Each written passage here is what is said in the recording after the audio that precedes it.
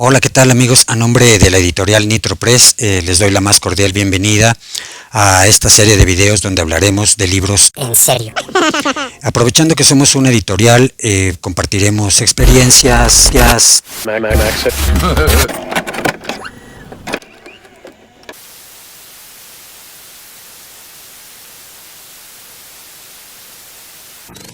Compartiremos experiencias, anécdotas, tips, chismes candentes, historias con giros de tuerca inesperados al final. ¡Tome mi dinero! No hablaremos del contenido de los libros, a menos que sea estrictamente necesario.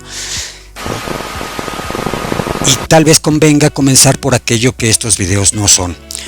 No son un taller, no vamos a resolver cuestiones técnicas como que si deben trabajar con dos familias tipográficas distintas en una misma publicación, ver qué familias se llevan bien y ver qué familias no se pueden ver ni en pintura y se odian a muerte. ¡Te odio!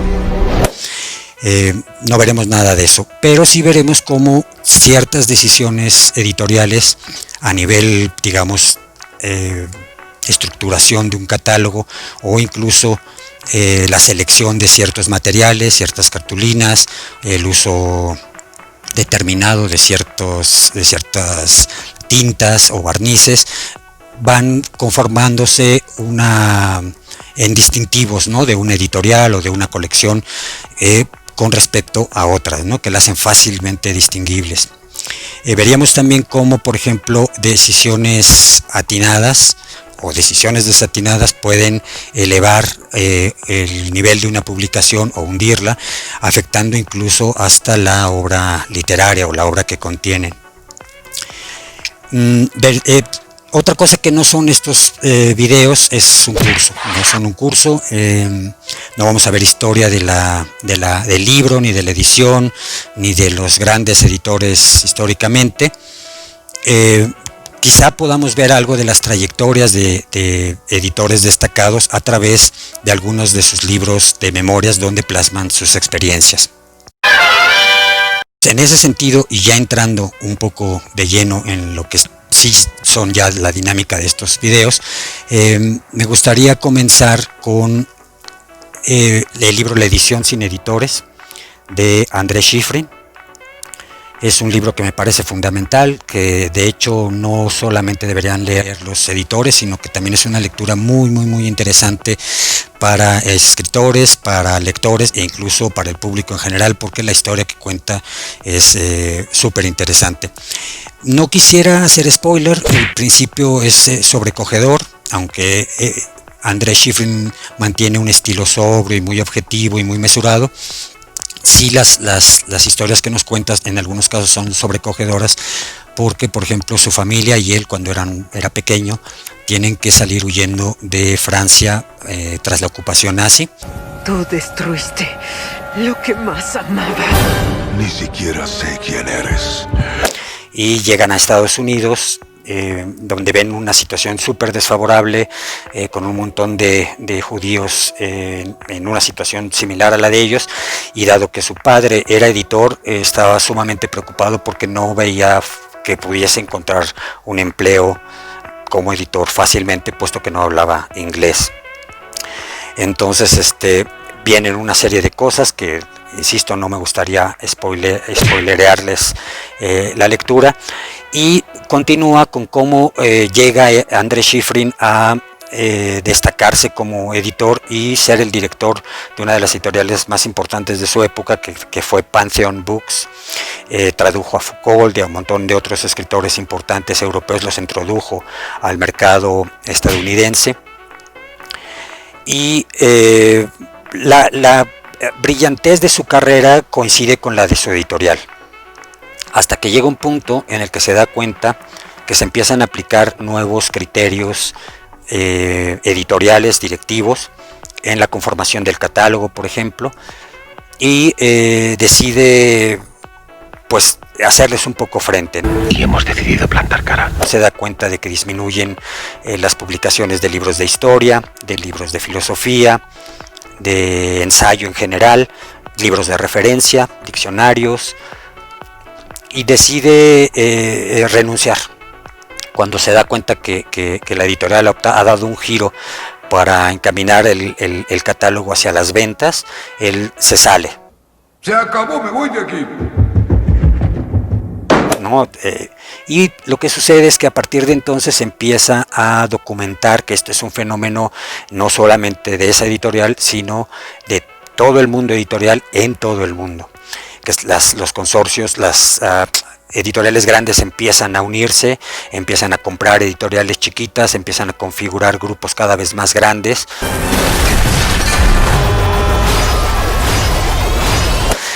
Y que se van todos con la idea de tener más presencia en el mercado y un mayor número de ventas, ¿no? Y esto lo documenta precisamente en libros como La edición sin editores y una secuela que es El control de la palabra. Afortunadamente estos libros se encuentran traducidos al español en México, los tiene Ediciones Era. Él ha escrito muchos más libros, pero algunos no están traducidos, están escritos en francés y traducidos solo al inglés. Estos, afortunadamente, aunque no están traducidos al inglés, sí están en español, los tiene Era, están en existencia según su página de internet, están a un precio muy bajo y yo la verdad sí los recomiendo muchísimo. Y lo que me gustaría hacer es, más que hacer un resumen de los libros, poder ir comparando la trayectoria de los distintos editores que vamos a ver. Entonces el segundo, por ejemplo, sería Opiniones Mohicanas, de Jorge Herralde, que en México lo sacó Editorial Aldus, que da cuenta también a manera de memorias de todas las experiencias que tuvo, ¿no? De entrada, el renunciar al oficio de su familia, que si no recuerdo mal, trabajaba en el cuero, la piel, tenían tierras y animales, entonces él decide poner una editorial en 1969, cuando todavía el franquismo estaba en su apogeo. El franquismo va del 39 al 75. Y en una parte explica que publicar en España era muy peligroso. Un autor podía, García Lorca lo mató el franquismo. No, God, please, no, no. Entonces él empieza por contratar derechos de obras de autores extranjeros, ¿no? En Europa, digamos en el 69, debía haber habido un hervidero, ¿no? Pues de todo, ¿no? De música, rock, movimientos sociales y muchísima literatura. Entonces se empieza a contratar derechos de autores ingleses, franceses, alemanes, para llevarlos a España. Lo cierto es que bueno, el franquismo cae en 1975 y como quiera que sea, a él se le queda el gustillo, porque si bien dentro de su admirable labor de haber publicado más de 3.000, casi 4.000 títulos a lo largo de su carrera, hubo bien pocos españoles, ¿no? Entonces eso es algo que mucha gente le critica. También obviamente cosas como el tipo de traducciones que se hicieron. La buena noticia es que bueno, este ejemplar a mí me lo regalaron en Aldus hace como 10 años y me dijeron llévate 5 o 10, me regalaron varios para que yo regalara a mi vez a conocidos míos, diciendo que bueno, que se tenían que mudar la bodega y querían deshacerse de la mayor cantidad de libros posibles, que los llevaban de hecho a este y muchos otros títulos que tenían rezagados a ferias de libros para venderlos como saldos. Y yo tuve la ocurrencia de decir que en vez de llamarse Aldus se deberían llamar Saldus, y creo que no les hizo mucha gracia. Entonces como quiera que sea, me parece que este es un libro imprescindible. Está narrado, a diferencia del de Schifrin, con un tono mucho más relajado. Las anécdotas también son mucho más relajadas y más divertidas. Y es muy interesante, pues se llama Opiniones Mohicanas, ¿no? Y explica que es porque él se siente como uno de los últimos mohicanos, uno de los últimos editores independientes, en realidad, que no están marcados por las leyes del mercado o por el deseo voraz de vender cada vez más, que también, ¿no?, 51, 52, 50. El caso, bueno, es que la verdad es que lo recomiendo muchísimo, y pese a que yo lo creía agotado, ayer o antier, metiéndome a internet, hay una librería en México, cuando menos una, que tiene como que cuenta con ejemplares en existencia, entonces además a precio muy bajo. Entonces yo creo que vale muchísimo la pena leer a Jorge Herralde. También está este libro de él mismo que se llama Flashes sobre escritores y otros textos editoriales. Este también lo publicó aquí en México con Ediciones El Ermitaño. Es más breve, es más conciso, quizá no divaga tanto, también muy recomendable, y también con la ventaja de que si no se encuentra en librerías, lo más seguro es que lo puedan conseguir con Ediciones El Ermitaño, que además tiene su librería, ¿no?, en Miscuac, me parece. Entonces, si investigan un poquito, no, es San Pedro de los Pinos, según yo es San Pedro de los Pinos, que está ahí a un ladito, ¿no? Está también, desde luego, Roberto Calazo, La marca del editor, en Anagrama, también muy recomendable. Y perdón, en el caso del de Opiniones Mohicanas, si no lo encontraran con Aldus, lo tiene también El Acantilado. Ahí el problema es que yo creo que van a tener que pagar con un riñón porque son carísimos, y sus libros. Y me encontré también hace unos 4 o 5 años, Los mitos del editor, de Adolfo Castañón, en Lectorum. Y aquí tengo que ser completamente franco, porque no lo leí completo, leí como una tercera parte, que ya es algo porque son 240 páginas de un buen formato y una caja pues bastante cargadita, ¿no? Cajas bastante cargaditas de letras, pero está muy interesante porque más que memorias y experiencias son razonamientos acerca del oficio, muchas veces visto desde fuera, desde otras perspectivas, o viendo otros temas desde la perspectiva del editor. Entonces realmente está interesante, la verdad es que sí. Está descatalogado, no está en la página de Lectorum, no me apareció en ninguna librería, pero sí como que pueda conseguirse por vía de Mercado Libre o algo por el estilo, ¿no? Entonces, bueno, estos serían más o menos las recomendaciones. En cuanto a la relación personal que he tenido con estas editoriales, no sé si deba decir relación, ni siquiera tampoco personal, pero sí me gustaría destacar el modo en el que más o menos he interactuado con algunos de ellos. Por ejemplo, está este libro de Black Sparrow Press, dirigida por John Martin. Está un poco maltratado, me lo encontré en un hotel en Acapulco. Lo había dejado un gringo ahí, dejó dicho que por si alguien lo quería, y la verdad es que pues yo sí lo quise. Entonces, bueno, acá está. Es mi novela favorita de Bukowski, entonces me pareció muy afortunado encontrármela ahí, ¿no?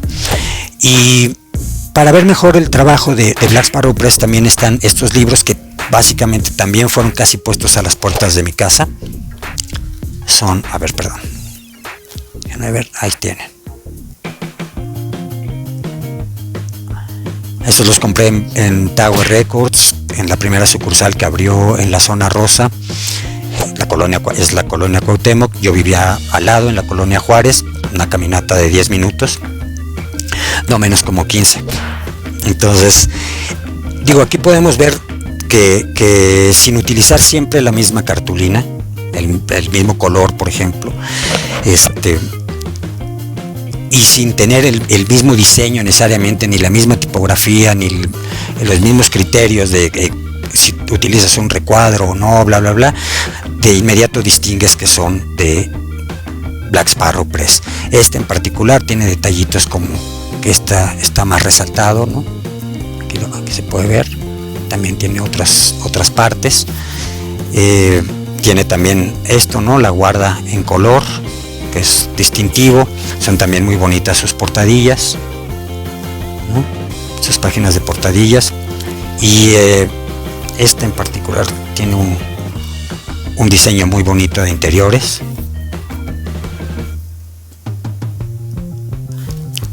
Entonces, es curioso que siendo un trabajo tan cuidado, tan delicado, tan importante, durante mucho tiempo se hubiese considerado a Black Sparrow Press como una editorial underground, pues porque publicó a Bukowski, porque trabajó con librerías muy independientes como City Lights en San Francisco. Ellos estaban basados si no me equivoco, en Santa Rosa, California, y bueno, pues fueron, como ya dije, calificados mucho tiempo como underground. Cuando ustedes están viendo el tipo de trabajo que hicieron, realmente underground para mí es pues la gente que publicaba a Bukowski antes, ¿no? Que podemos ver cosas como esta. Esto es parte de un archivo que yo tengo aquí gigantesco. Por ejemplo, esto, que es mucho más cercano a un fanzine y a lo underground. De lo cual yo no reniego en lo más mínimo. Yo siempre he apoyado los fanzines, he escrito para muchos de ellos y demás, pero yo aprendí a editar desde muy joven, así que editar en fotocopias pues nunca me pareció una opción, ni siquiera de largo aliento, mucho menos de largo aliento, porque las fotocopias son mucho más caras que imprimir en offset. Te conviene si solo vas a sacar 40 ejemplares. Entonces, me gustaría contrastar, por ejemplo, el trabajo de un libro como este, que salió de la mano de John Martin, con que es cuando ya vendió la mayor parte de su catálogo a Harper's. Y pues aparentemente tratan de conservar algo del juego gráfico, ¿no?, de sus portadas, pero vamos a empezar ya mal nuestra relación. Tiene esta cartulina aquí totalmente, ¿cómo se dice? Pues insignificante, le quitaron la guarda, la cartulina es tan mala que se maltrata con muchísima facilidad, y tiene un doblez supermercado. Entonces, todavía adentro respetaron un poquito el trabajo de diseño que caracterizaba a John Martin. Y luego ya con más desparpajo reducen el tamaño muchísimo, ¿no? Como podemos ver, o sea, es una cosa mucho más chiquita. ¡Buah! ¡Ya se echó a perder! Y de pronto nos encontramos con esto adentro, ¿no? ¡Mis ojos! O sea, no hay ni márgenes, tenemos que agarrar el libro sobre el texto. No, me parece, pues en cierto modo, una falta de respeto al autor, a la obra, al lector, pues al libro en general, ¿no? Por ejemplo, vean esto. Sin embargo, bueno, sí tengo que ser sincero y decir que a la portada pues me gusta, sí me gusta, y tiene otro rasgo que me gustó mucho además y que fue decisivo en la confección de una de nuestras colecciones dentro del catálogo. Ya hablaré de eso en su momento.